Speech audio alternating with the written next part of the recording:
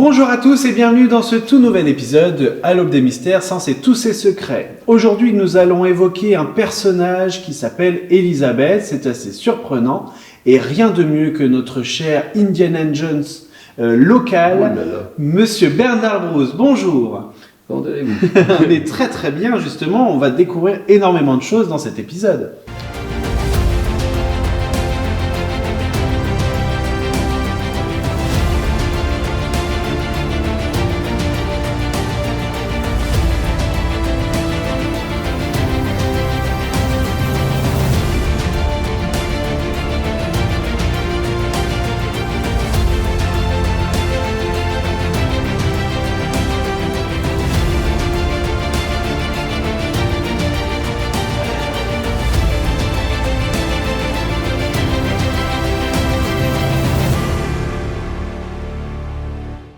Donc, comme je le disais, ça va être un personnage assez atypique quand même, parce qu'il porte un prénom assez étrange. Pour nous, ça nous choquerait actuellement. Elisabeth, c'est bien un homme. Tout à fait. Elisabeth Paul Edward Rossel.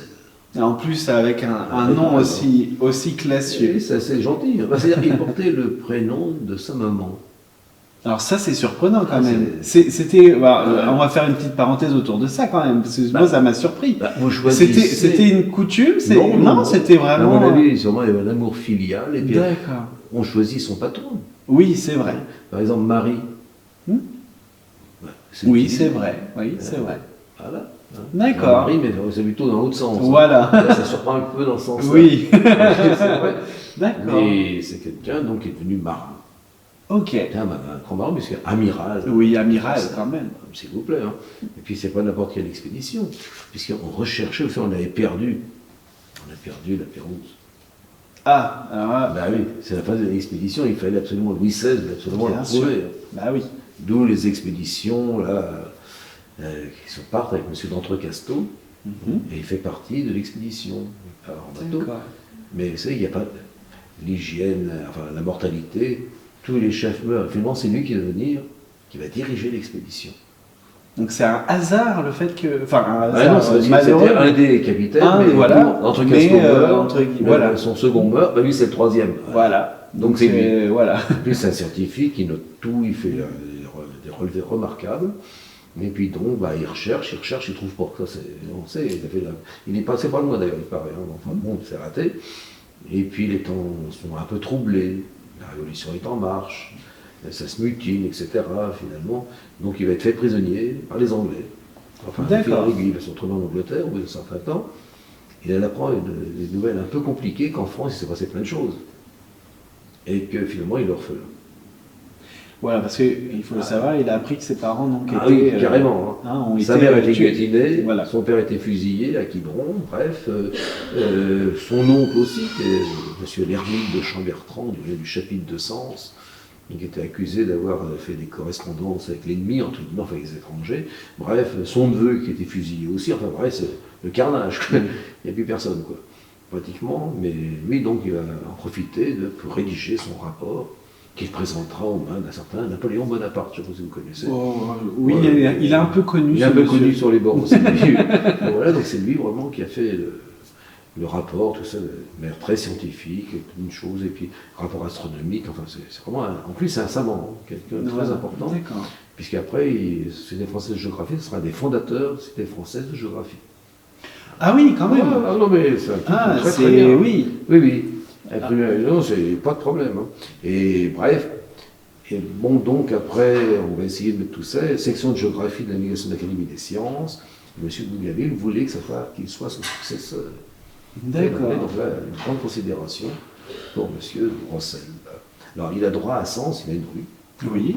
Qui est près de la maison où il est né, ça c'est bien visé. D'accord. Et il y a la rue Amiral Rossel, à côté, il y a le place Chambertrand, du nom de sa famille maternelle. D'accord. Comme ça, on peut le repérer facilement. Ce cher amiral. Voilà, d'accord, c'est surprenant. Et puis donc, il a fait beaucoup d'expéditions, il a circulé dans tout le secteur. C'est pour ça que là-haut, quand vous promenez, je pense que vous allez au Pacifique, dans ce coin-là, vous verrez, vous le rencontrerez plusieurs fois. Et pourquoi? Enfin, ça c'est surprenant. On nomme les choses, c'est l'explorateur. Oui. Donc, c'est une nouvelle. On donne son nom. Je mets mon nom à cette montagne. En Nouvelle-Calédonie, voilà. Vous avez le Cap Rossel. Et il y a quand même un À cap. Nouméa. Ouais, ouais. Donc vous avez en Papouasie. Ah ben là, il y a une île, carrément. Et puis il y a une montagne, paf, ben, il y a une montagne. Il y a une montagne. Ah, voilà, comme ça, au moins on s'en Voilà. souvient. Oui, donc Ouais. là, nous avons des souvenirs sénonais, là, en Calédonie et en Papouasie. L'amiral de Rossel. Et donc, non pas seulement à Sens, mais un peu partout dans le monde. Alors, malgré le fait qu'il soit le 3e à avoir été choisi pour gérer cette expédition, comme vous l'avez dit, il a quand même su rebondir avec ça et réussir quand même pas mal de missions autour de Tout à ça. fait. Au-delà du fait qu'il ce soit un scientifique, donc je pense qu'il n'était pas non plus hyper calé dans tout ce qui était navigation, etc. Si Ah ben, il était... Si, Oui, il était marin quand même- d'abord. il était marin Mais d'abord. il avait double face. Voilà. Il faisait les deux, là. Donc c'était important qu'on ait quelqu'un de qualifié, mais doublement qualifié. Ça tombait bien. Hein. Donc les Allemands, la période était un peu troublée. Voilà, oui. Il est tombé dans une période très Et difficile. d'ailleurs, moi j'ai une question, c'est quelle fut sa réaction quand il est revenu en France et qu'il a découvert que bah voilà, sa famille était... C'est-à-dire que c'est les était Anglais assez- qui l'ont appris. Oui, Bah donc oui, bah, oui, voilà. Oui. Donc il a pu remis trop les... Enfin, Ben, il a revenu à Sens quelques fois. Oui, mais après, ça a s'est été à Paris. compliqué, quoi. Compliqué. C'est ce que disent bien, oui, mais j'ai même le journal. voilà, donc vous avez un document quand même Oui. exceptionnel que nous vous avez montré. C'est donc un journal. Oui, c'est exactement, ça paraissait tous les 10 jours. C'est pas vraiment un D'accord. journal, mais enfin bref. Oui, 10 jours, parce que c'était un héritage de la Révolution. d'accord. C'est les décades. Oui, voilà, tout à etc. fait. Donc là, du dimanche 10 janvier 1830. Mais ça s'appelait les affiches. On affichait les nouvelles, etc. Affiches, annonces et avis divers de la ville et arrondissement de Sens. Et on apprend, si je regarde jusqu'à la page 3, la ville de Sens vient de perdre de ses citoyens les plus distingués. Monsieur Élisabeth Paul Édouard de Rossel, contre-amiral, chevalier de l'ordre royal et militaire de Saint-Louis et de la Légion d'honneur, membre de l'Académie des sciences et du Bureau des longitudes, directeur du dépôt des cartes maritimes, est mort à Paris le 20 novembre 1829 et son enterrement s'est fait le lendemain à Saint-Thomas-d'Aquin, sa paroisse. Après on rappelle, il était d'une des familles les plus honorées et les plus chéries de la ville de Sens, etc. etc. Et donc là on a plusieurs pages qui rappellent Autour de l'histoire, justement, et puis bon, bah, l'expédition, l'expédition, etc. Tout y est, ouais. on peut voir là. Alors moi je vais faire une petite parenthèse autour de ce document, parce que je pense que nous avons évoqué son histoire dans sa globalité à ce personnage, mais donc c'était diffusé tous les 10 jours, et ça date du XVIIIe siècle, c'est ça? Les premiers journaux de Sens sont du XVIIIe siècle, et ça continue. Actuellement, il est Ouais, toujours... il y a une dizaine de manières, oui. Je vois qu'on appelle l'Indépendant, Oui, qui est le successeur du Sénat libéré, qui est le successeur du Sénonais, qui est le successeur des affiches de Sens. Et d'accord, donc il y a une vraie il y a histoire, une filiation. voilà, une vraie histoire autour... Oui. D'accord, c'est assez les surprenant. journaux se continuent. Donc là, on a un document qui traite la mort de l'amiral. de l'amiral, mais ça pouvait aussi aborder, on abordait d'autres sujets que les décès. Oui, par exemple, le prix moyen des grains et des fourrages. Bon, Toujours c'est très aussi utile. important, Ouais, c'est très important. Oui. surtout dans cette période. Les ventes, beaucoup de ventes, beaucoup d'avis officiels, bref, vente par adjudication, une sorte de journal presque officiel entre guillemets. Alors, D'accord. quelques nouvelles par-ci par-là, voilà, donc on donnait des poésies aussi, des logogries, il fallait bien s'occuper. Hein. Voilà, bien sûr. Etc.